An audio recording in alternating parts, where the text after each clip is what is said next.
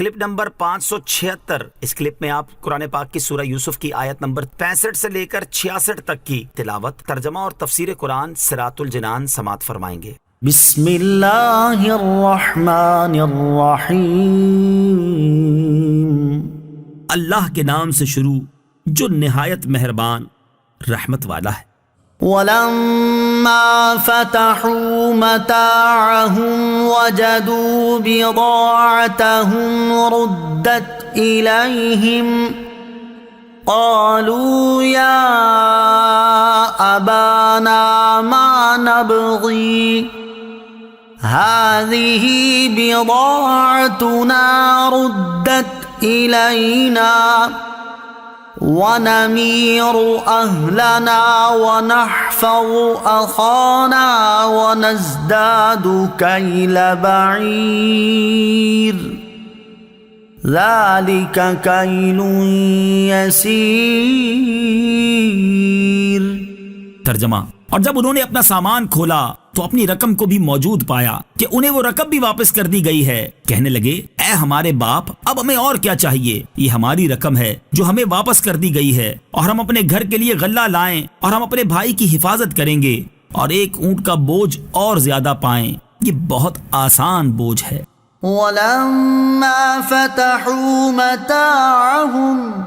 اور جب انہوں نے اپنا سامان کھولا، تفسیر صراط الجنان میں ہے، یعنی جب انہوں نے اپنا وہ سامان کھولا جو مصر سے لائے تھے تو اس میں اپنی رقم کو بھی موجود پایا جو انہیں واپس کر دی گئی تھی۔ رقم دیکھ کر کہنے لگے، اے ہمارے والد محترم، اس سے زیادہ کرم و احسان اور کیا ہوگا کہ بادشاہ نے سامان کے ساتھ وہ رقم بھی ہمیں واپس کر دی ہے جو ہم نے سامان کی قیمت کے طور پر دی تھی۔ لہٰذا آپ علیہ الصلوۃ والسلام ہمارے بھائی کو ساتھ جانے کی اجازت دے دیں تاکہ ہم جائیں اور اپنے گھر والوں کے لیے غلہ خرید کر لائیں، اور ہم اپنے بھائی بنیامین کی حفاظت کریں گے، اور ہم اپنے بھائی کی وجہ سے اس کے حصے کا ایک اونٹ کا بوجھ اور زیادہ پائیں۔ یہ اونٹ کا بوجھ کا غلہ دینا بادشاہ کے لیے بہت آسان بوجھ ہے کیونکہ اس نے ہم پر اس سے زیادہ کرم و احسان فرمایا ہے۔ قال لن أرسله معكم حتى تؤتون موثقا من الله لتأتونني به إلا أن يحاط بكم فلما آتوه موثقهم قال الله على ما نقول وكيل۔